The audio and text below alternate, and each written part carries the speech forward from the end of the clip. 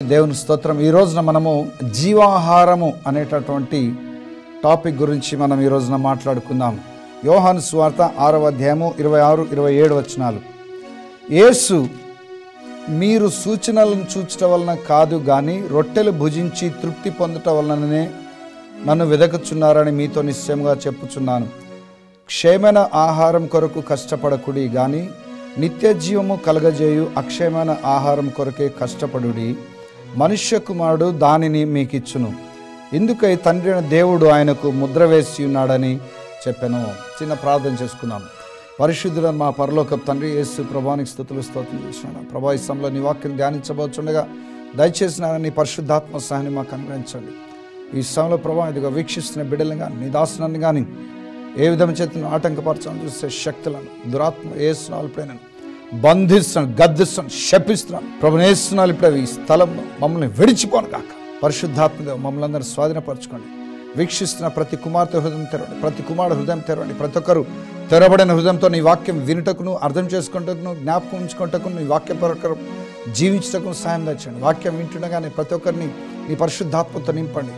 మీ దాసుని నోటి నిమిషం స్వాధీనపరచుకొని మీ మహిమా చట్టం సంపూర్తిగా మరుగుపరిచి మీరే బిడ్డలకు ప్రభావ మిమ్మల్ని ప్రత్యక్షపరచుకొని ఈ బిడ్డలందరికీ అర్థమవుతున్న ప్రభావ మీ వాక్యాన్ని మీరు బోధించవలసింది, నేర్పించవలసిందిగా ప్రభావ ఈ పరిచయం మీకు అప్పగించుకుంటే యేసుక్రీస్తు పరిశుద్ధనామమున ప్రార్థించి వేడుకొంచున్నాను పరమ తండ్రి, ఆమేన్.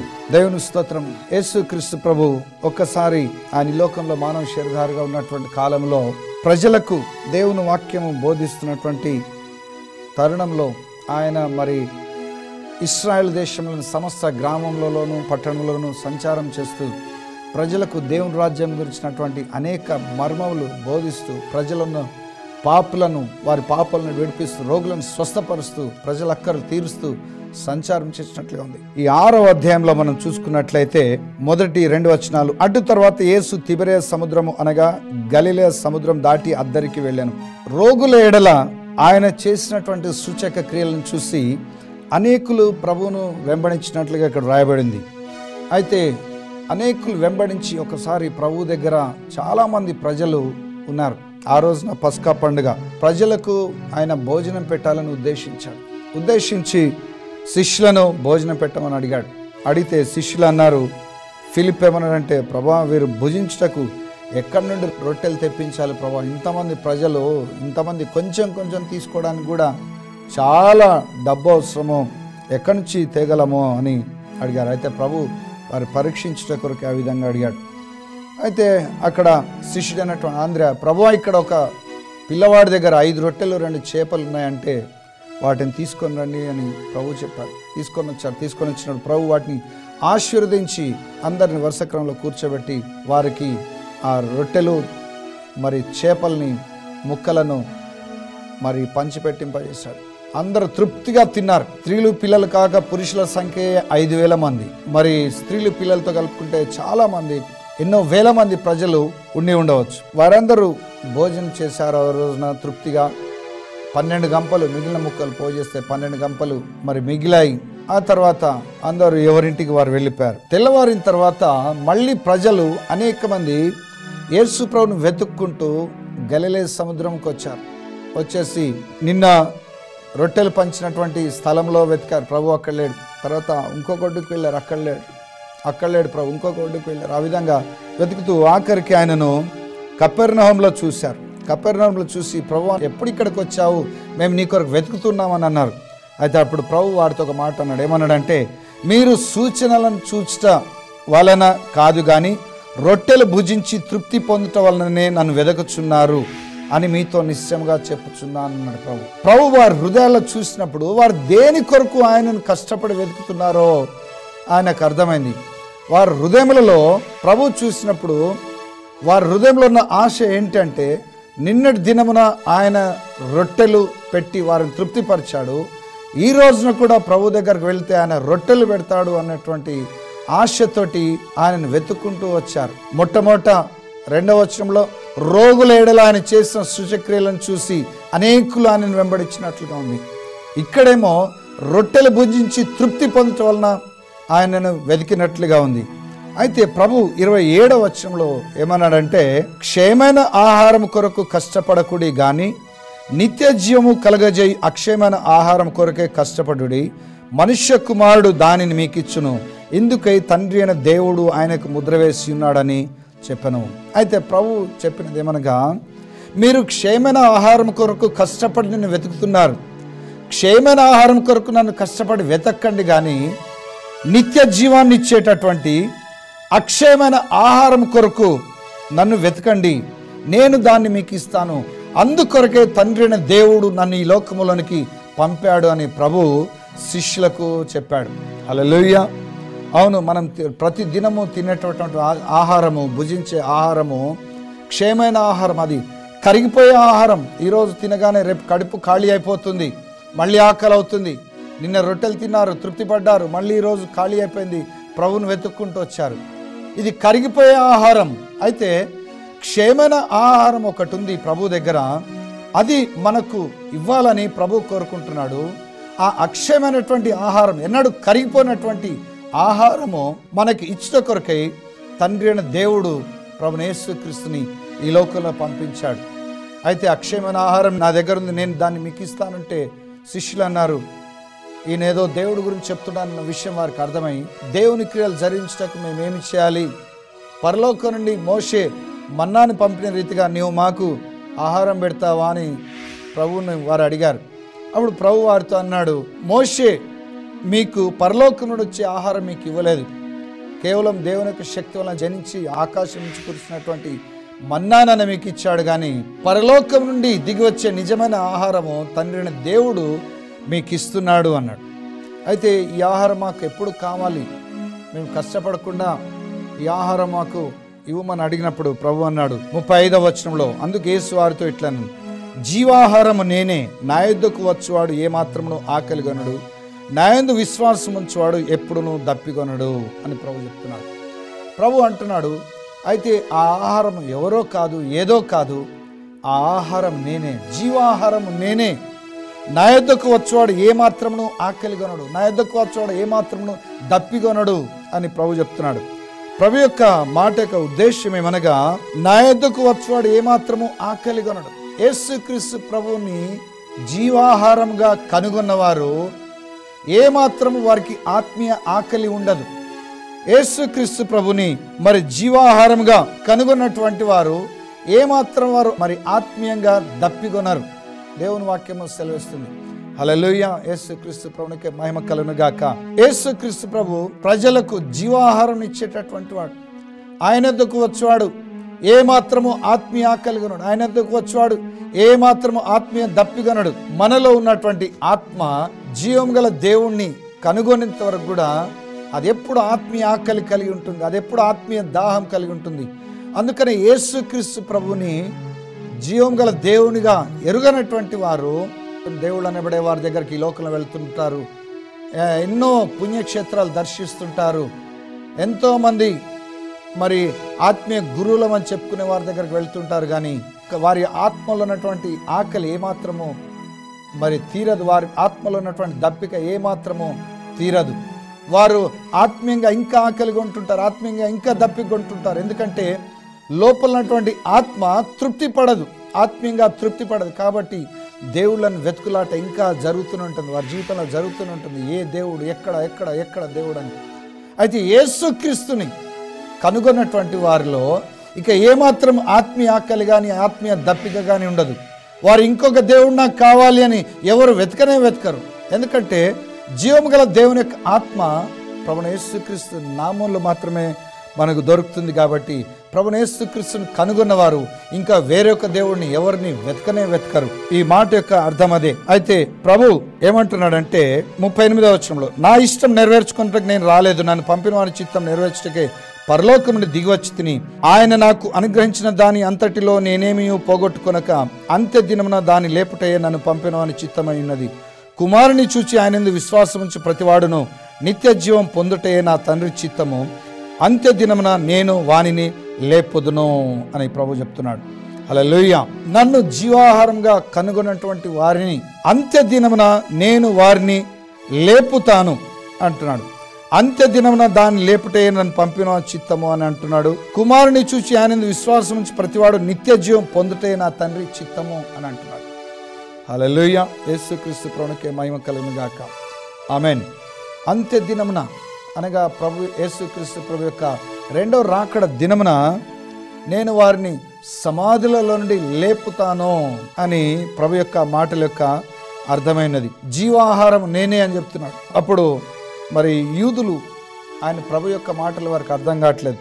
అర్థం కాక ఈయన యోసేపు కుమారుడు కాదా, ఈయన తల్లిదండ్రులను మనం ఎరుగుదుము కదా అని 41వ వచనంలో వారు అనుకుంటున్నారు. ప్రభు యొక్క మాటలు వారికి అర్థం కావట్లేదు. అయితే ప్రభు మళ్ళీ 44వ వచనంలో నన్ను పంపిన తండ్రి వానిని ఆకర్షించితేనే కానీ ఎవడు నా యొద్దకు రాలేడు. అంత్య దినమున నేను వానిని లేపుదును, వారందరూ దేవుని చేత బోధింపబడుదురు అని ప్రవక్త లేఖనంలో రాయబడిన కనుక తండ్రి వలన విని నేర్చుకుని ప్రతివాడు నా యొద్దకు వచ్చును. దేవుని యొద్ద నుండి వచ్చినవాడు తప్ప మరి ఎవడునో తండ్రిని చూచి ఉండలేదు. ఈయనే తండ్రిని చూచి ఉన్నవాడు, విశ్వసించువాడే నిత్య జీవము గల వాడు. జీవాహారం నేనే. మీ పితరులు అరణ్యంలో మన్నాను తినినను చనిపోయిరి. దీనిని తినువాడు చావకుండానట్లు పరలోకము నుండి దిగివచ్చిన ఆహారం ఇదే. పరలోకము నుండి దిగివచ్చిన జీవాహారం నేనే. ఎవడైనాను ఈ ఆహారం భుజించితే వాడు ఎల్లప్పుడూ జీవించును. మరి నేనిచ్చు ఆహారం లోకమునకు జీవము కొరకే నా శరీరమే అని మీతో నిశ్చయముగా చెప్పుచున్నాను. ప్రభువైన యేసుక్రీస్తు నేను పరలోకం నుండి దిగి వచ్చినటువంటి జీవాహారము నేనే, దీనిని తినువాడు చావకుండానట్లు పరలోకం నుండి దిగి వచ్చిన జీవాహారము నేనే అని చెప్తున్నాడు. మీ పితరులు అరణ్యములో మన్నా తిన్నా కానీ వారు చనిపోయారు. అయితే ఈ ఆహారం తినువాడు ఎన్నడను చావక నిత్యము జీవించినట్లు పరలోకం నుండి దిగి వచ్చినటువంటి ఆహారము నేనే అని ప్రభు వారితో చెప్తున్నాడు. అయితే 52వ వచనంలో యూదులు ఈ విధంగా అనుకుంటున్నారు, ఈయన తన శరీరమును ఎలాగూ తిననీయగలడని ఒకనితో ఒకడు వాదించిరి. కావున యేసు ఇట్లనను, మీరు మనుష్య కుమారుని శరీరం తిని ఆయన రక్తం త్రాగితేనే కానీ మీలో మీరు జీవము గలవారు కారు. నా శరీరం తిని నా రక్తం త్రాగువాడే నిత్య జీవము కలవాడు. అంత్య దినమున నేను వానిని లేపుదును. నా శరీరం నిజమైన ఆహారమును, నా రక్తం నిజమైన పానమునైనది. నా శరీరం తిని నా రక్తం త్రాగువాడు నా యందును, నేను వాని యందును నిలిచి ఉందము అంటున్నాడు. యూదులు అనుకుంటున్నారు, ఈయన తన శరీరాన్ని ఏ విధంగా తిననిస్తాడో, మనం జంతువుల మాంసము వండుకొని తినే రీతిగా ఆయన శరీరాన్ని మనం తిననిస్తాడా, ఎట్లా తిననిస్తాడని ఒకరితో ఒకరు వాదిస్తున్నారు. అయితే ప్రభు అన్నాడు, నా శరీరం తిని నా రక్తం తాగితేనే కానీ మీలో మీరు జీవము కలవారు కారు. నా శరీరం నిజమైన ఆహారము, నా రక్తము నిజమైన పానమునై ఉన్నది. నా శరీరం తిని నా రక్తం తాగువాడు నా యందును, నేను వాని యందును నిలిచి ఉందం అంటున్నాడు. అంత్య దినమున నేను వానిని లేపుతాను అంటున్నాడు. హల్లెలూయా. ఈ మాటలు నిజంగా మరి యూదులకు ఏమాత్రమో అర్థం కావడం లేదు. ప్రభు యొక్క మాటలు ఏమాత్రమో యూదులకు అర్థం కావడం లేదు. ప్రభు యొక్క మాటల ఉద్దేశం ఏమనగా, మొదటి వచనంలో ఏమనుందనగా, ఆదియందు వాక్యం ఉండెను, వాక్యము దేవుని యొద్ద ఉండెను, వాక్యము దేవుడై ఉండెను అన్నది. ఆదియందు వాక్యం ఉండెను, వాక్యము దేవుని యొద్ద ఉండెను, వాక్యము దేవుడై ఉండెను. భూమి ఆకాశములను దేవుడు మరి సృజించక మునుపు ఆదియందు వాక్యం ఉన్నది, వాక్యం దేవుని యొద్ద ఉండెను, వాక్యమే దేవుడై ఉండెను. వాక్యం అంటే అక్షరాలు అని అర్థం కాదు, కానీ వాక్యం అనగా ఆత్మ. ఆత్మ యొక్క భావము వాక్యము. దేవుడు ఆత్మస్వరూపి, వాక్యరూపిగా ఉన్నాడు. శబ్దముల భావము రూపిగా ఆయన ఉన్నాడు. వాక్యం అనగా ఇక్కడ మనము అక్షరార్థం తీసుకొని, వాక్యం అనగా అక్షరాలని అర్థం తీసుకోవద్దు, ఆత్మ అని అర్థం తీసుకోవాలి. అయితే ఇక్కడ 14వ వచనంలో, ఇదే అధ్యాయంలో 14వ వచనంలో చూసినట్లయితే, ఆ వాక్యం శరీరధారి కృపా సత్య సంపూర్ణుడుగా మన మధ్య నివసించెను. వాక్యం అనగా ఆ ఆత్మ 2000 సంవత్సరాల క్రితం ఈ లోకములోనికి మానవుని యొక్క శరీరం ధరించుకొని ఈ లోకంలోకి వచ్చింది. ఆయన ప్రభు యేసుక్రీస్తుగా పిలువబడ్డాడు. ఇప్పుడు యేసుక్రీస్తు నా శరీరము అని చెప్పగా, ఆయన శరీరం అనగా దేవుని యొక్క వాక్యము, ఆయన యొక్క శరీరం. దేవుని యొక్క వాక్యము, ఆయన యొక్క శరీరము. శరీరమును కోస్తే శరీరంలోంచి వచ్చేది రక్తము. రక్తం అనగా వాక్యములోని ఆత్మీయ మర్మములు, దేవుని యొక్క ప్రత్యక్షతలు, అది రక్తమై ఉంటున్నది.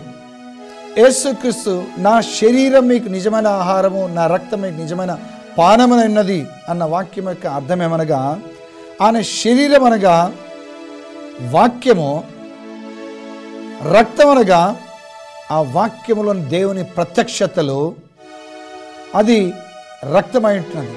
ఆయన శరీరము, ఆయన రక్తం అనగా వాక్యము, వాక్యములోని మర్మములు మనలో ఉన్నటువంటి ఆత్మకు అది ఆహారమై ఉంటున్నది. దాన్నే మనము జీవాహారం అని ప్రభువు చెప్తున్నాడు ఇక్కడ. హల్లెలూయా. ఈ శరీరము ఏదో ఒక రోజున మరి నశించిపోతుంది. యోహాను సువార్త 6:63 ఆత్మయే జీవింపజేయుచున్నది, శరీరం కేవలం నిష్ప్రయోజనము. నేను మీతో చెప్పిన మాటలు ఆత్మయు జీవమునయున్నవి అని అన్నాడు.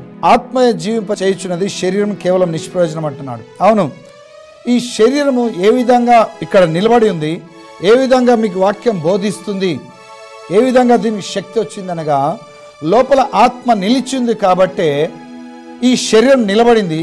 ఈ శరీరం మీతో మాట్లాడుతుంది. ఎప్పుడైతే లోపల ఉన్నటువంటి ఆత్మ ఈ శరీరాన్ని విడిచిపెట్టి బయటికి వెళ్ళిపోతుందో ఈ శరీరం ఇక నిలబడలేదు, పడిపోతుంది. ఈ శరీరం ఇక మాట్లాడలేదు, ఈ శరీరం ఇక అన్నం తినలేదు.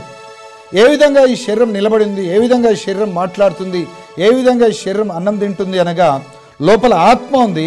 ఆత్మ దీనికి జీవాన్ని ఇచ్చింది కనుక ఈ శరీరం నిలబడింది, జీవించింది. ఈ శరీరం కుళ్ళిపోవట్లేదు, పురుగులు పట్టడం లేదు, ఇది జీవంతో ఉంది. అనగా ఆత్మయే జీవింపజేయుచున్నది, శరీరం కేవలము నిష్ప్రయోజనమని దేవుని వాక్యము సెలవిస్తుంది. హల్లెలూయా. యేసు క్రీస్తు ప్రభువునికే మహిమ కలుగును గాక. అయితే మనలో ఉన్నటువంటి ఆత్మకు ఆహారము యేసు ప్రభు యొక్క శరీరము, ఆయన యొక్క రక్తము. యేసు ప్రభు యొక్క శరీరం అనగా దేవుని వాక్యము. మనలో ఉన్నటువంటి ఆత్మకు అది ఆహారము, జీవింపజేసేది. యేసు ప్రభు యొక్క రక్తం అనగా దేవుని వాక్యంలోని మర్మములు, ప్రత్యక్షతలు. మన ఆత్మకు అది పానమై ఉన్నది, దప్పిక తీర్చేది. దాని ద్వారా ఈ ఆత్మ మరి జీవించి ఈ ఆత్మ పరలోక రాజ్యాన్ని చేరుట కొరకు అవసరమైనటువంటి అర్హతను పొందుకుంటుంది. ఎప్పుడు నువ్వు ఈ లోకంలో చనిపోయినా ఈ ఆత్మ ఇక నరకానికి పోదు. నరకానికి పోవటం అది నశించిపోవటము, మరణమైపోవటము. కనుక ఈ ఆత్మ రక్షింపబడాలి, ఈ ఆత్మ దేవునితో సంబంధం కలిగి ఉండాలి. ఎప్పుడు ఈ ఆత్మ శరీరాన్ని విడిచిపెట్టినా పరలోకం వెళ్ళాలి. మళ్ళీ యేసు ప్రభు యొక్క రెండో రాకడలో ఆయన పరిశుద్ధుల ఆత్మలు వెంట పెట్టుకొని వచ్చినప్పుడు ఈ ఆత్మ మళ్ళీ వచ్చి సమాధిలోకి వెళ్ళి మట్టి శరీరాలను మహిమ శరీరాలుగా మార్చుకొని తిరిగి సమాధిలోంచి మహిమ శరీరంతో లేచి పరలోకం వెళ్ళాలి. అదే అంత్య దినమున నేను వానిని లేపుదును అని 4 సార్లు ఈ యొక్క అధ్యాయంలో ప్రభువు యేసుక్రీస్తు సెలవిచ్చినాడు. మళ్ళీ ఈ ఆత్మ పరిశుద్ధుల శరీరాన్ని ప్రభు వెంట పెట్టుకొని వచ్చినప్పుడు సమాధిలోకి వెళ్ళి శరీరాన్ని మహిమ శరీరంగా మార్చుకొని సమాధిలోంచి తిరిగి లేచి మహిమ శరీరంతో సహా ఈ ఆత్మ అప్పుడు పరలోకంలో ఉంటుంది. దేవుడిచ్చేవన్నీ కూడా ఆత్మతో పాటు ఈ శరీరం కూడా పరలోక రాజ్యంలో అనుభవిస్తుంది. ఈ విధంగా మరి నీకు ఇంత గొప్ప కార్యము నీ జీవితంలో, నీ భవిష్యత్తులో జరగాలి అంటే యేసుక్రీస్తు ప్రభు యొక్క శరీరము అనగా దేవుని యొక్క వాక్యము, యేసుక్రీస్తు ప్రభు యొక్క రక్తము అనగా దేవుని వాక్యంలోని ప్రత్యక్షతలు, మర్మములు నీ ఆత్మకు నిజమైన ఆహారమైనది, నిజమైన పానమైనది. నీ ఆత్మకు ఉండేటటువంటి ఆకలిని, దప్పికను తీర్చి నిన్ను ఈ లోకంలో తృప్తిపరిచి దేవుని మార్గంలో నడిపిస్తుంది. ఎప్పుడు నీ లోకంలో చనిపోయినా నిన్ను పరలోక రాజ్యం చేరుస్తుంది. ప్రభు రాకడలో మళ్ళీ నీ ఆత్మ వచ్చి నీ సమాధిలోకి వెళ్ళి నీ శరీరాన్ని మహిమ శరీరంగా మార్చి లేపి పరలోకానికి మళ్ళీ తీసుకొని వెళ్తుంది. ఈ ప్రక్రియ అంతా కూడా జరగాలి అంటే నీ ఆత్మ దేవుని ఆత్మతో సంబంధం కలిగి ఉండాలి. నీ ఆత్మ దేవుని వాక్యముతో సంబంధం కలిగి జీవించాలి. స్వస్థత కొరకు నన్ను వెతుకుతూ వచ్చారు, రొట్టెల కొరకు నన్ను వెతుకుతూ వచ్చారు.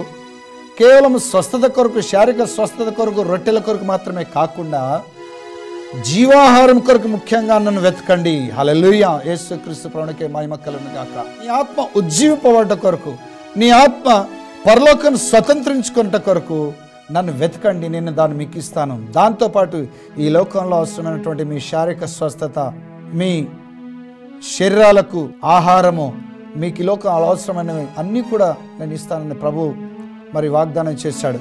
ముఖ్యంగా ప్రభువును మనం హత్తుకోవాల్సింది ఆయన మన ఆత్మకు ఆహారమై ఉన్నాడు. ఆయన వాక్యము మన ఆత్మకు ఆహారము. ఈ శరీరానికి పెట్టే ఆహారము కరిగిపోయే ఆహారము. అది ఈ శరీరాన్ని నిత్యము జీవించుంచలేదు. ఏదో ఒక రోజు శరీరం చనిపోవాల్సిందే. అయితే ఈ ఆత్మ, దేవుని వాక్యం మనలో ఉన్నటువంటి ఆత్మకు ఆహారము. ఇది ఎల్లప్పుడూ మన ఆత్మను జీవింపజేస్తుంది, నరకాన్ని వేలనేయకుండా పరలోకం తీసుకెళ్తుంది. ఆ తర్వాత అంత్య దినమున మనల్ని సమాధిలోంచి లేపి మళ్ళీ శరీరంతో సహా పరలోకంలో ఉంచడానికి ఈ వాక్యం పనికొస్తుంది. కనుక యేసుక్రీస్తు ప్రభువే ప్రతి ఒక్కరికి ఈ లోకంలో ఏ జాతి, ఏ కులం, ఏ మతం, ఎవరికైనా సరే యేసు ప్రభు యొక్క వాక్యము జీవాహారమైనది. కనుక ఆయనను హత్తుకొని నమ్మకమైన బిడ్డలుగా ఈ లోకంలో జీవించాల్సిందిగా ప్రభు నామములో నేను మీకు మనవి చేస్తున్నాను. దేవుడు మిమ్మల్ని దీవించును గాక. ప్రార్థన చేసుకుందాం.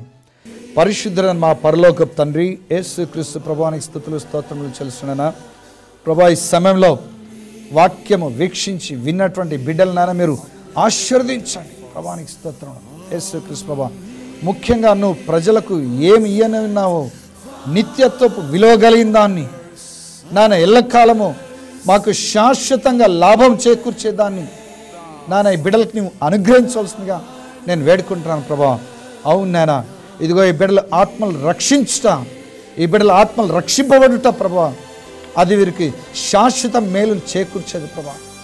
నాన్న దాని కొరకు బిడ్డలు నేను వెతుకున్నట్లుగా నీ కృప అనుగ్రహించండి. కేవలం శారీరక స్వస్థత కొరకు కాదు నాన్న, కేవలం శారీరక ఆహారం కొరకు మాత్రమే కాదు నాన్న, ఆత్మకు అవసరమైనటువంటి ఆహారము, ఆత్మ రక్షణ కొరకు, ఆత్మ ఉద్యోగం కొరకు, పరలోక రాజ్యాన్ని స్వతంత్రించుకున్న కొరకు, ఆత్మతో పాటు ఈ శరీరం కూడా మహిమ శరీరంగా మార్చబడి పరలోక రాజ్యాన్ని స్వతంత్రించుకున్న కొరకై ఈ బిడ్డల్ని వెతుకున్నట్లుగా నీ కృప అనుగ్రహించండి. పరిశుద్ధాత్మదేవ, నీ దాసునేనా నీ వాక్యం నేను నాన్న సరిగా బిడ్డలకు అర్థమయ్యే రీతిలో బోధించలేకపోతున్నానా, కానీ ప్రభా నీ పరిశుద్ధాత్మ చేత ఇదిగో వీక్షిస్తున్న బిడ్డలకు నాన్న నీ ప్రత్యక్షతలు అనుగ్రహించి ఈ వాక్యంలోని మర్మమంతా ప్రభా ఈ బిడ్డల హృదయాలకు అర్థమయ్యేలాగిన, గోచరమయ్యేలాగిన పరిశుద్ధాత్మదేవ వీరి హృదయాలకు, ఆత్మలకు నీ ప్రత్యక్షత అనుగ్రహించి పూర్తి అవగాహన వచ్చేలాగిన వీరికి పరిశుద్ధాత్మదేవాన్ని బోధించాల్సిందిగా, నేర్పించాల్సిందిగా, వీరి ఆత్మల్ని రక్షించాల్సిందిగా వేడుకుంటారు ప్రమాణిస్తారు. వీక్షిస్తున్న బిడ్డలు ప్రభా, వారు ఏ దేశం కానీ, ఏ జాతి కానీ, ఏ మతం కానీ, ఏ కులం కానీ ప్రభువైన యేసుక్రీస్తునామములో ఇప్పుడే వీక్షిస్తున్న బిడ్డలందరి ఆత్మలు యేసుక్రీస్తు ప్రభునామములో ఇప్పుడే రక్షింపబడును గాక. రక్షిస్తున్నాను యేసునామములో ఇప్పుడే నేను రక్షిస్తున్నాను నాన్న. పరలోక రాజ్య బిడ్డలు స్వతంత్రించుకుందరు గాక యేసుక్రీస్తు. అదే రీతిగా నాన్న ఈ బిడ్డలకు అవసరమైన శారీరక స్వస్థత ప్రభువైన యేసునామములో ఎప్పుడో పొందుకుందరు గాక. అదే వీరికి సూచన ఉన్నది నాన్న.